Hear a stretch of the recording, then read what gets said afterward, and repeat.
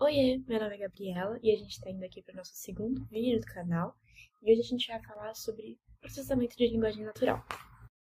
Bom, para começar, a gente vai partir desde o começo e eu estou pensando em fazer uma sequência de vídeos para a gente ir complexando um pouquinho o assunto, né, aos pouquinhos, porque como o meu conteúdo ele é pensado mais para a galera da área de humanas, no sentido não vou pressupor nenhum conhecimento, então, eu acho que se a gente for passo por passo, as coisas vão conseguindo se conectar melhor e no final vocês vão ter uma visão um pouco mais expandida sobre a área e quais são, enfim, os ramos que a gente pode seguir dentro da área de processamento de linguagem natural, porque, enfim, a princípio, quando você pensa em processamento de linguagem natural, você pensa mais na parte chatbots, enfim, ou correção automática de texto, mas a gente não pensa muito em áudio. Pelo menos quando eu entrei, eu não pensava muito em áudio. Depois, conhecendo mais sobre a área e tudo, eu aprendi que quando a gente trabalha com oralidade, a gente também está trabalhando com processamento de linguagem natural. E um pouquinho mais pra frente no curso, né, nas nossas conversas, a gente vai falar sobre isso também. E eu vou trazer para vocês um pouquinho de modelos TTS e esse mundo aí da parte da oralidade dentro de NLP. Hoje a gente vai falar de verdade, então, o que é processamento de linguagem natural, que a gente comentou bem por cima na aula anterior, no vídeo anterior, né? Mas a gente tem que sempre ter em mente, né? Processamento de linguagem natural não é só computação, enfim, não é só exatas necessariamente, né? Ela mescla várias áreas, várias disciplinas, ela é realmente algo bem interdisciplinar, né? Então, quando a gente fala sobre processamento de texto, a gente está falando sim sobre a computação, certamente, com certeza, né? Mas também sobre linguística, sobre ciência cognitiva, enfim. A gente está falando sobre um conjunto de áreas que trabalham com um objetivo em comum. E o que a gente pode fazer com processamento de linguagem natural? A gente pode fazer tradução automática, a gente pode fazer corretores automáticos. Então, se a gente for no tradutor mesmo, né? A gente vê ali uma tradução automática. Você coloca o texto em uma língua, por exemplo, em português, e você pede uma tradução, por exemplo, em chinês. E, óbvio, não necessariamente ele vai acertar muito a tradução, mas a gente tem que lembrar, quando a gente fala sobre comunicação, isso também se refere nos textos que a gente está mandando, a gente exige pensar num contexto, numa situação histórica, num contexto social. Então, tudo isso interfere no nosso texto também. Então, não necessariamente os erros do corretor automático vão ser, ou de um tradutor automático, vão ser necessariamente porque ele errou uma palavra, mas às vezes determinada tradução em determinado contexto não fazem sentido, enfim. Então, tem muitas variações, muitas questões aí que a gente tem que levar em conta quando a gente está traduzindo alguma coisa, sabe? O contexto importa muito. Por isso que, às vezes, a gente tem alguns problemas com alguns tradutores automáticos, né? Mas, para além disso, né, e dos corretores também, a gente tem filtragem de e-mail, então, se um e-mail é spam ou não é spam. Quando a gente tem, por exemplo, nossa caixa de e-mail, se você entrar lá, você vê, né, que tem a sua caixa principal, mas você também tem a caixa de spam. E se você entrar lá, você tem vários e-mails que você às vezes nem nunca viu na vida. E quando eles entram no seu e-mail, automaticamente você tem um modelo lá dentro que verifica qual é a chance dele ser um e-mail que é relevante para você e qual é a chance dele ser um spam. E aí ele joga automaticamente para a caixa de spam. E esse tipo de modelo, ele sofre o que a gente chama de filtragem. E no caso aqui tem filtragem de e-mails, como eu comentei, mas não precisa ser só para e-mails, pode ser para vários assuntos, várias coisas, enfim, dependendo do que você quer fazer com esse modelo. A gente vai falar mais um pouquinho adiante. A gente pode fazer análise de sentimentos, como por exemplo de linguagem natural, que é, por exemplo, quando você vai nos comentários de um produto, sei lá, na Amazon. Se você vai nos comentários, você vê, tem comentários positivos a respeito do produto, tem comentários negativos a respeito do produto, tem comentários que são meio neutros, e você pode criar um modelo que tenta analisar esses sentimentos e verificar qual é a tendência daquele produto, se é algo mais positivo, se é algo mais negativo, se as pessoas são mais neutras em relação a ele, enfim, tem várias variações, e o modelo ele pode ser treinado para trabalhar com isso. A gente também pode falar sobre chatbots, enfim, como a gente tinha comentado um pouquinho no vídeo anterior, né? Assistentes digitais, que a gente tem muitos agora nos sistemas do celular mesmo, né? identificação de comando de voz, e, enfim, muitas outras coisas. E a gente vai falar um pouquinho sobre isso ao decorrer das nossas conversas aí. E a primeira coisa que eu queria falar com vocês a respeito, de maneira um pouco mais entrando no assunto, é pré-processamento de texto, tá? Eu acho que é o assunto mais simples, mais básico, e eu acho que é a raiz do problema para trabalhar com grandes corpos. Óbvio que quando a gente fala sobre trabalhar com modelos de linguagem maiores, como os que a gente tem hoje, por exemplo, um ChatGPT da vida, ou um BERT, ou qualquer que for, um Llama, a gente está falando com modelos que eles já foram pré-treinados, eles já trabalharam com isso, eles já entendem mais ou menos a ideia do que se trata. Então, é um pouquinho diferente esse processo.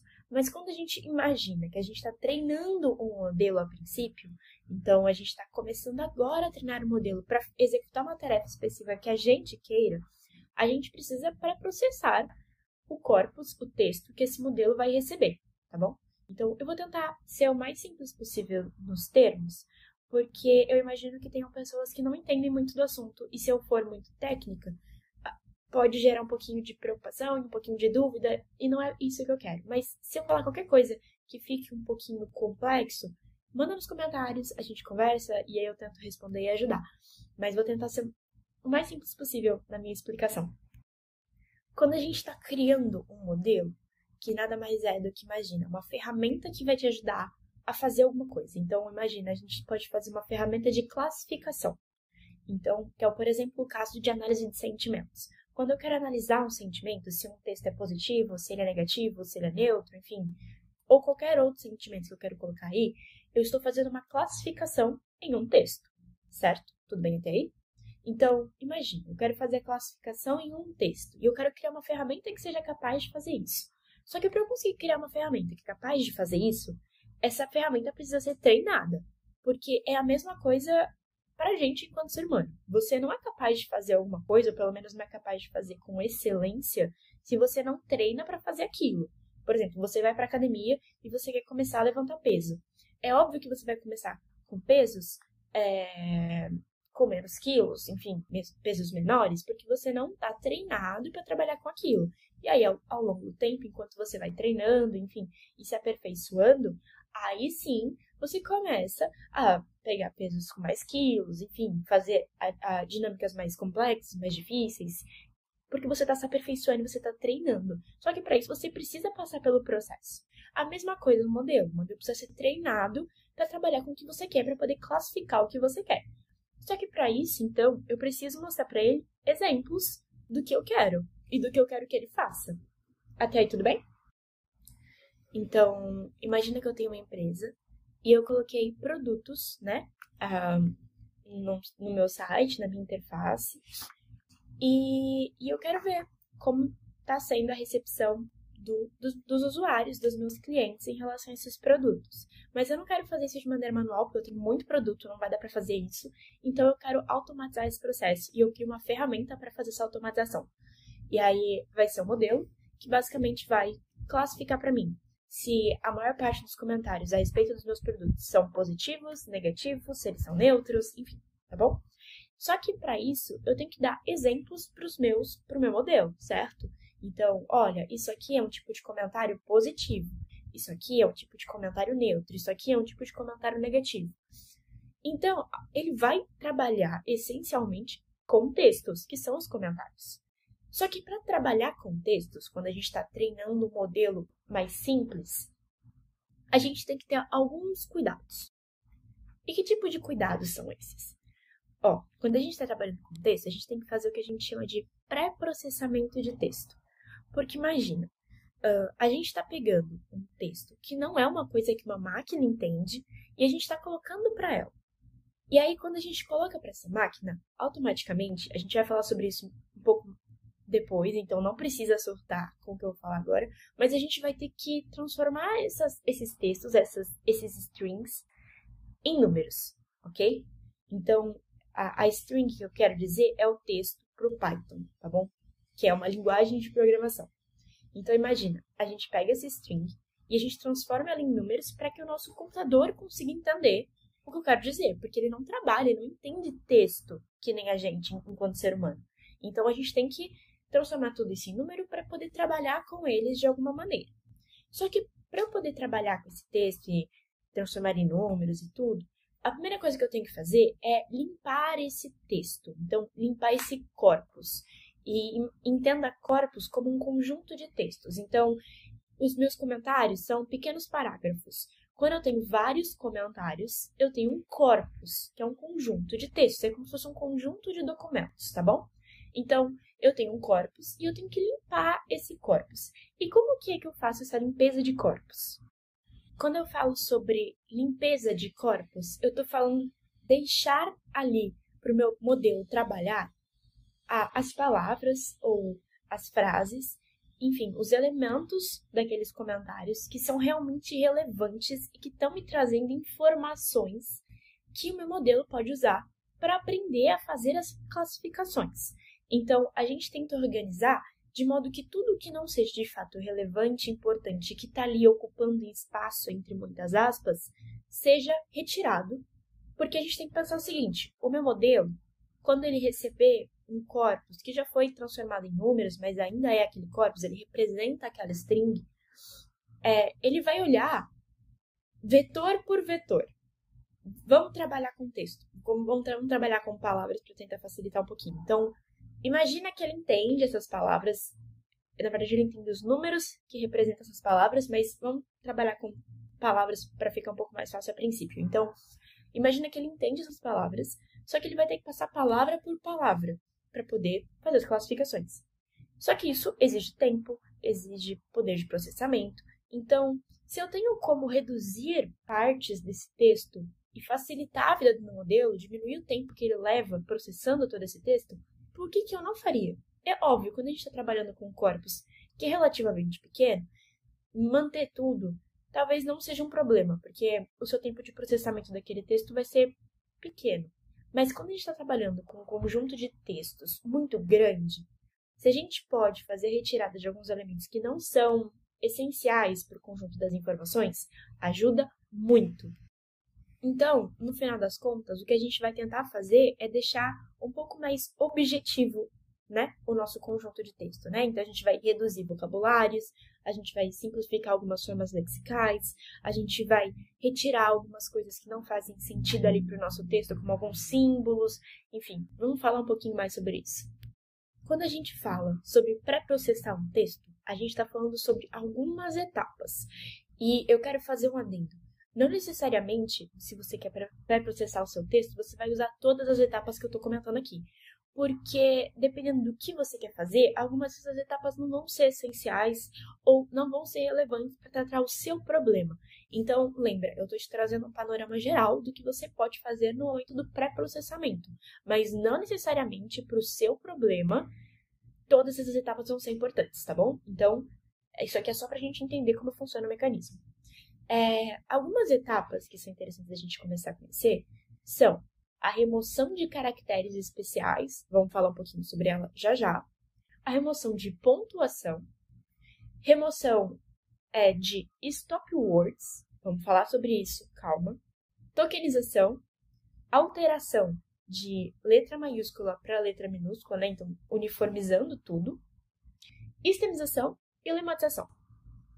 Eu quero fazer um adendo que eu acho bastante interessante, que é, com base nos comentários que vocês tinham colocado no vídeo, um deles, inclusive, muito obrigada por todos os comentários, mas um deles específico, tá? Deu uma ideia que eu achei muito interessante, que eu já tinha pensado em fazer no futuro, mas eu comecei a pensar em outros textos, outros papers que eu posso trazer aqui.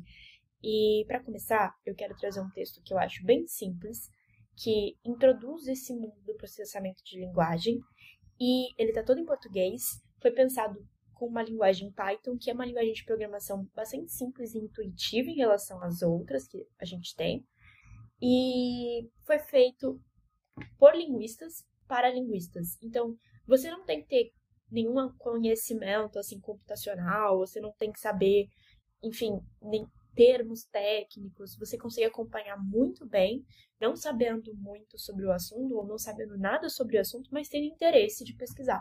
E esse texto é o da coleção do Para Conhecer, chamado Linguística Computacional. ele tá um pouquinho desatualizado em relação ao que a gente tem hoje no mercado, tá? Então, se você for olhar o sumário dele, ele vai até classificadores bayesianos ingênuos, tá? Hoje em dia, a coisa vai muito além, mas eu acho que para quem está começando, quer começar a entender um pouco melhor, ele é uma boa indicação. Eu vou tentar trazendo algumas indicações ao longo dos vídeos, ao passo que a gente vai passando por essas etapas. Mas como a gente vai falar sobre pré-processamento, eu acho que esse texto, esse livro, ele traz algumas etapas, as etapas que a gente vai comentar aqui, e é bem interessante para quem quer começar a entender um pouquinho mais sobre esse mundo. Então, fica aí a dica, eu vou colocar o link também aqui para comprar, acho que tem na Amazon, eu vou dar uma olhada e vou colocar aqui. Mas eu acho um livro muito, muito interessante, é fácil de achar e, enfim, fica aí a recomendação. Bom, tá, eu comentei várias etapas, mas o que cada uma delas faz, o que isso significa, enfim, vamos lá. Vamos começar por tokenização. O que significa tokenizar um texto? Basicamente, é você segmentar esses textos em unidades menores, que a gente vai chamar de tokens. Esses tokens, eles podem ser sentenças, eles podem ser palavras, caracteres, depende do que você quer fazer. Mas, normalmente, o token, ele é uma palavra. Então, normalmente, quando alguém tá virando pra você em alguma palestra e fala assim, os tokens, enfim, piriri, pororó, poruru, ele tá falando sobre as palavras. Então, só pra ajudar e facilitar um termo que é um pouco mais técnico, mas no final das contas, normalmente quer dizer palavras, tá bom? Não necessariamente, mas muito provavelmente. Então, existem formas que são simples de você separar as palavras, que é utilizando um método que já tem no Python, que é uma linguagem de programação, que se chama, na verdade, né, point split, que é um método já do Python, ele separa ali por caracteres em brancos, né, de maneira, por default, né, pelo caractere em branco ele vai separando. Só que isso pode gerar um problema, e eu vou colocar um exemplo aqui, seguindo inclusive uma dica de um seguidor, muito, muito obrigada. Aqui que a gente tem uma frase bem curtinha, né, olá pessoal, e aí a gente tem, utilizando o método split, que é o original do Python, e tokenizando este texto. E aí, então, a gente vê que no método split, ele não separa, por exemplo, a pontuação da palavra, né? Porque como ele está separando por espaço em branco, ele vai colocar olá, vírgula, aí vai separar, né? Isso aqui a gente tem uma palavra, e aí a outra pessoal, ponto de exclamação. Só que quando a gente tokeniza, ele vai ter essa preocupação de separar as coisas. Então, a gente tem olá, uma coisa, um token, a vírgula é outro token, pessoal é outro token e o ponto de exclamação é outro token. Tá vendo? A gente separa bem as coisas. E por que isso é importante? Porque quando a gente for trabalhar mais posteriormente, se a gente deixa, por exemplo, o pessoal com ponto de exclamação, isso pode gerar um problema bastante grave para o nosso modelo. Por quê? Porque olá com ponto de exclamação e olá com ponto final e olá com uma vírgula são 3 tokens diferentes, que vão gerar números, vetores no futuro diferentes. E não necessariamente é isso que você quer. Então, a gente tem que tomar esse cuidado de separar bem as coisas, porque aí pessoal, sem vírgula, sem ponto, sem nada, só pessoal, vai ter sempre o mesmo vetor.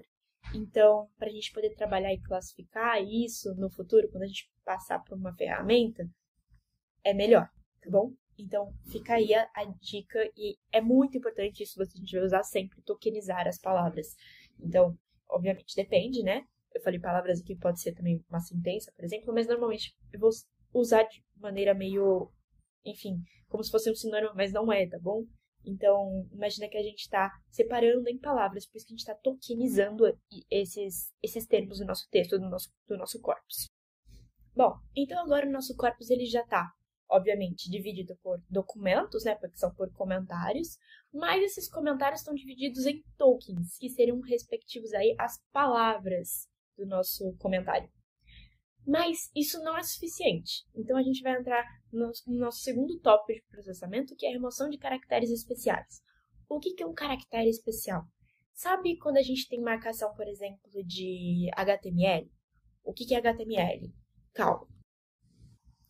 HTML é uma linguagem diferente, por exemplo, de uma linguagem Java ou de uma linguagem Python, que são linguagens de programação. HTML é uma linguagem de marcação, tá? Então, ela vai ser uma linguagem de marcação de texto. E por que essa é a diferença? Porque ela faz funções diferentes, ela tem funções diferentes. E acho que não cabe entrar agora nesse assunto. Eu posso fazer um vídeo mais posterior falando um pouquinho sobre isso se vocês quiserem, mas isso não tem relação direta com o que a gente está tratando aqui. Eu só quero deixar bastante claro que são coisas diferentes, tá? Então, quando a gente fala sobre remoção de marcações de HTML, a gente está falando sobre remoções de marcas de uma linguagem de marcação. Deu para entender? Tendo aí mais ou menos uma noção do que se trata, então, remoção de caracteres é, por exemplo, essas remoções de marcas de documentos HTML. Vou colocar uma imagem aqui para ilustrar, né? Então, esses símbolos aí em azul são marcações de caracteres especiais, né? Então, por exemplo, quando a gente realiza o web scraping, ou a gente está retirando dados brutos da internet, normalmente vem com algumas marcações. E aí, então, a gente precisa retirar porque pensando em questão semântica de informação para o nosso corpus, isso não é relevante, não tem importância. Então, para que eu vou jogar isso no meu modelo? Não vou. Eu vou fazer a retirada antes para ajudar ele na hora que ele for fazer as classificações. Outro processo aí do pré-processamento é a remoção de pontuações e acentuações. Por quê, né? Então, isso ajuda a simplificar a análise, né, e reduzir a dimensão do texto, permitindo que a gente tenha alguns resultados que são um pouco mais eficientes.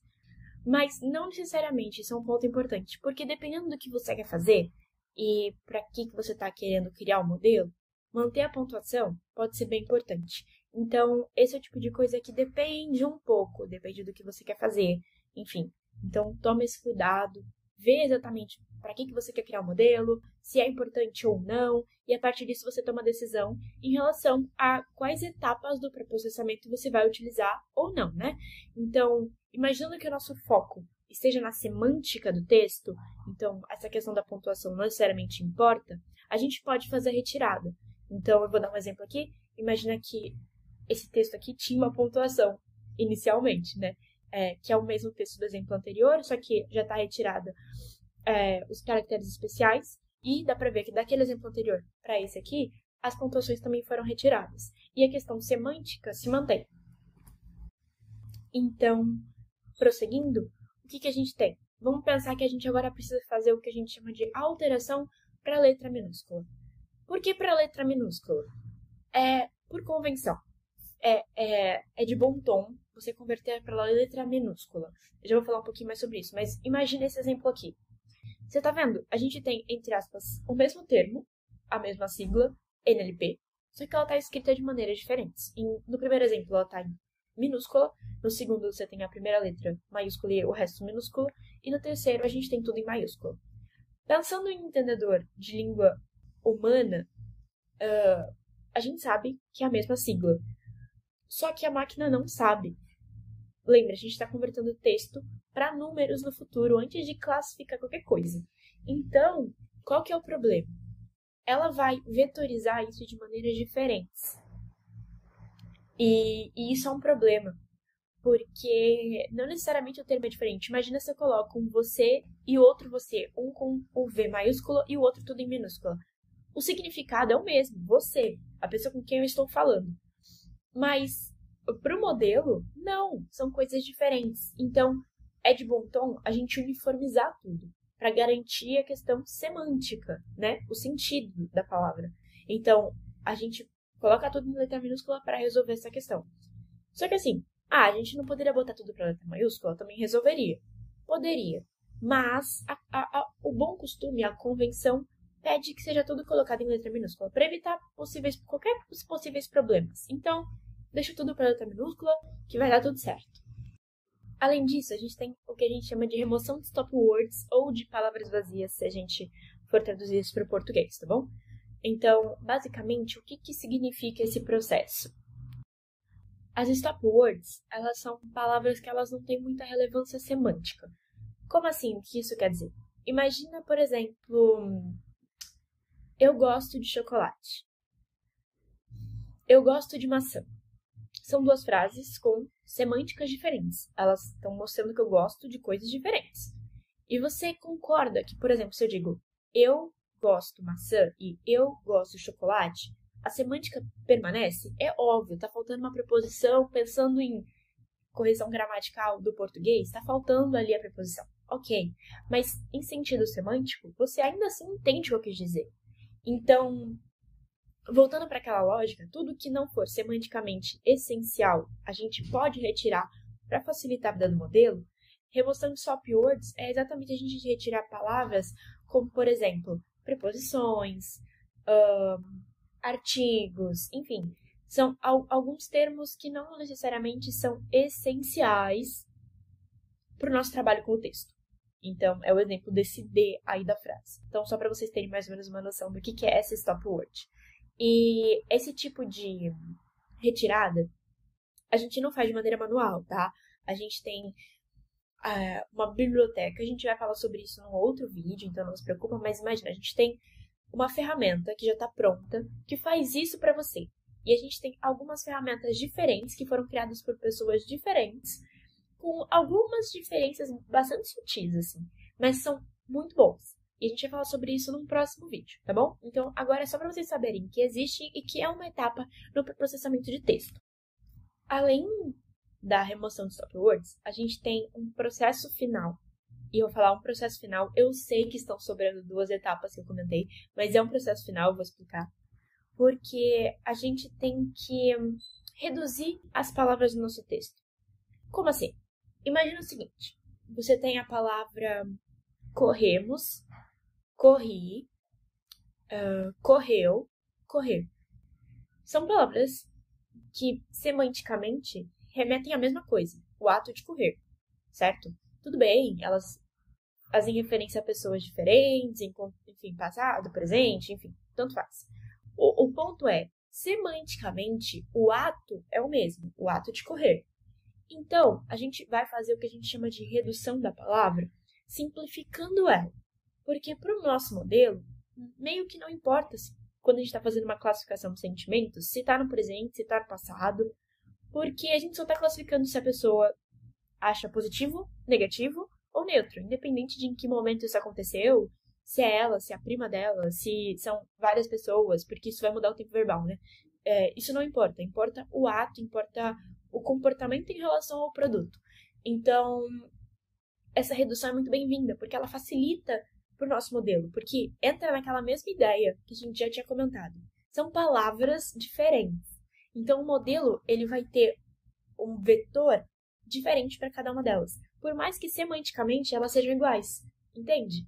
Então, ela remete à mesma coisa, mas como elas estão escritas de maneiras diferentes, elas são coisas diferentes, e o modelo vai tratar como coisas diferentes. E aí, pensando que ele vai ter que treinar com esses dados, ele vai ter um pouco de dificuldade, talvez, de associar as coisas. Por isso que a gente tenta fazer essa simplificação.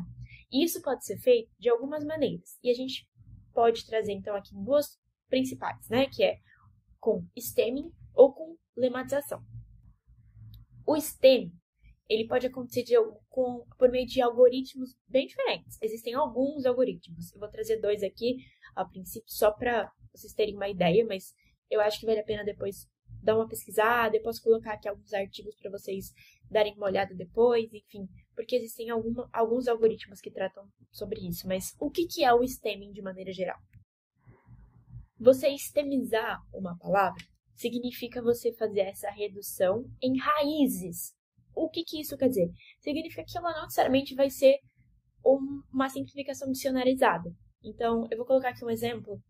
Aqui a gente tem 2 algoritmos. A gente tem o Porter e o Lancaster, que são 2 algoritmos de stemming.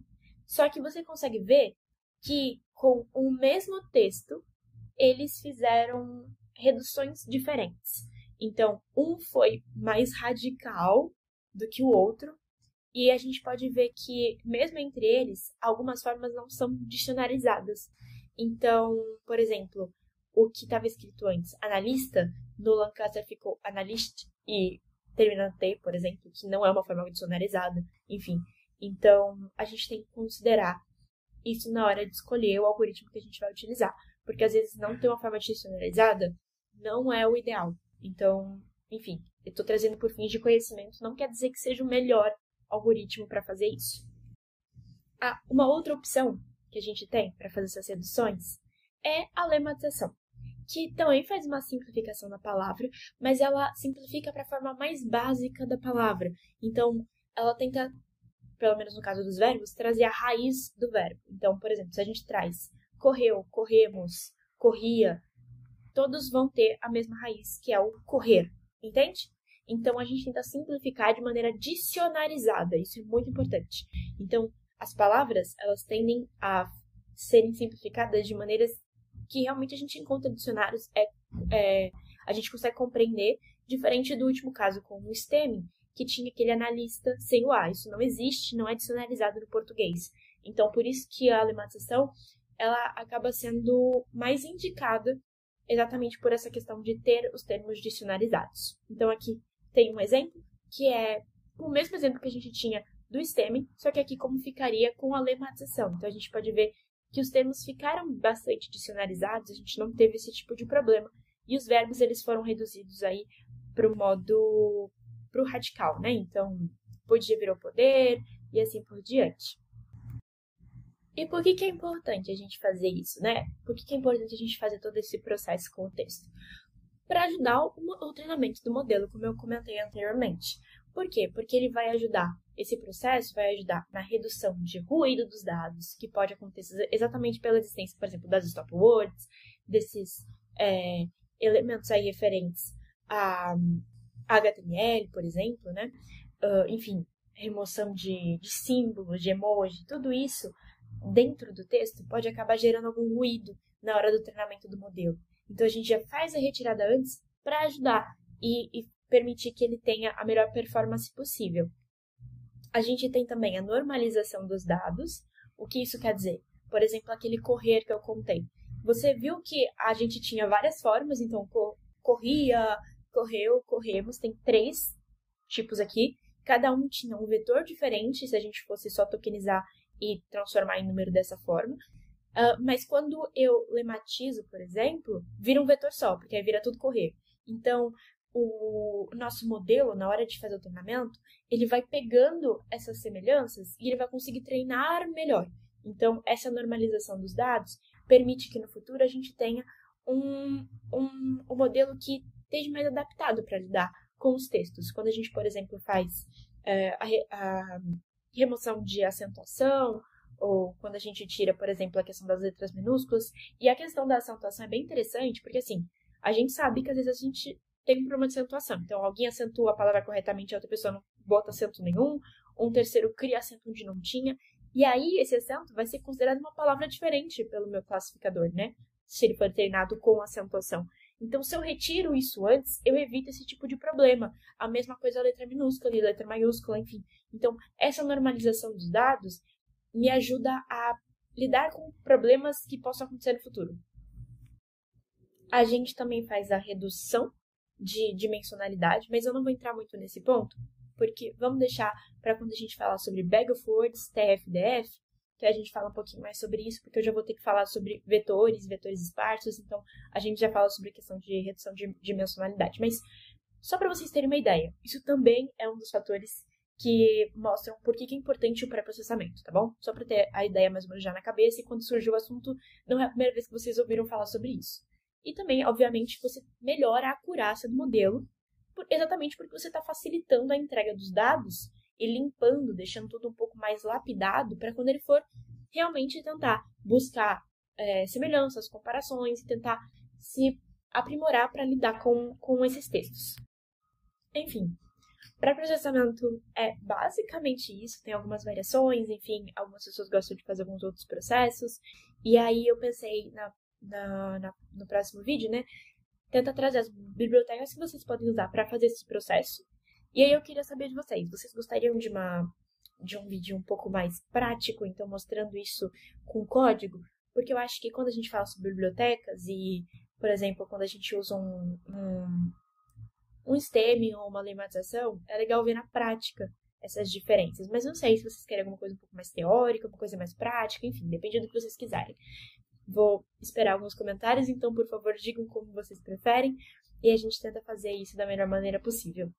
É isso. Eu espero que vocês tenham gostado, que tenha ficado um pouquinho claro o que é pré-processamento de texto E a minha ideia para nossa próxima conversa é falar um pouquinho sobre Bag of Words e TF e DF, que são maneiras de você transformar esse texto em números, que é uma coisa que eu falei ao longo desse vídeo todo, né? E a gente vai começar realmente a ver isso. Então, a gente preparou o nosso texto, agora a gente vai transformar ele em números para realmente poder jogar no modelo. E tudo isso eu vou tentar explicar aos poucos para ficar o mais claro possível, tá bom? Então, eu espero que vocês tenham gostado. Se gostaram, deixa o like, deixa um comentário, isso é muito importante, principalmente porque eu tô começando agora, então os comentários de vocês, as dicas, enfim, é tudo muito, muito bem-vindo. Eu tô gostando bastante que já teve alguma participação no primeiro vídeo, e eu tô usando tudo, nem tudo eu vou conseguir usar agora, porque, enfim, eu não tenho meios pra isso, mas tá tudo sendo guardado com muito carinho. Muito obrigada, e é isso, a gente se vê no próximo vídeo.